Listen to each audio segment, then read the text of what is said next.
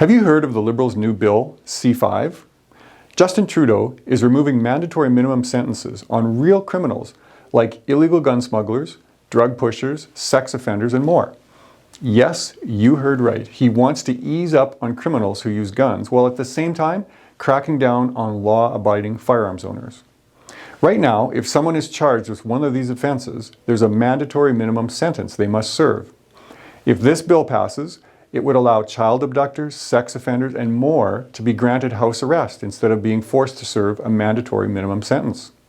In Saskatoon, over the last year, there have been nearly 400 cases of sexual violations, 2,300 cases of assault, 65 cases of abduction, and 750 cases of drug violations. What do the Liberals and NDP have to say to the victims of these crimes in our city? Let's not put the offenders in jail, let's give them a slap on the wrist. They're more concerned with having proportional representation in our jails than actually punishing criminals. This is ridiculous. Jails aren't meant to be a proportional representation of the people in our country. They're meant to be housing and rehabilitating criminals. Mandatory minimum sentences were put in for a reason, to keep criminals who commit horrifying actions behind bars. Crimes like robbery with a firearm, weapons trafficking, and discharging a firearm with intent should result in mandatory jail time. This bill is especially frustrating because at the same time, the Liberals are making life very difficult for law-abiding Canadians who use firearms for hunting and sports shooting.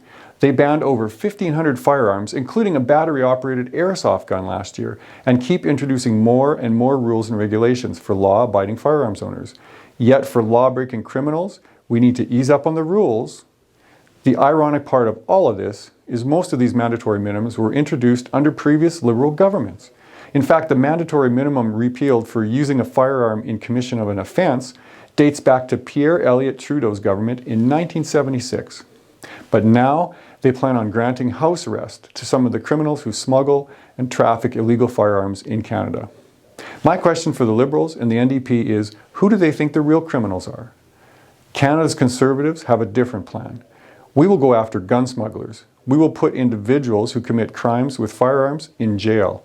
We won't be soft on gun crime. I will fight this disgraceful bill in the House of Commons to help keep all Canadians safe.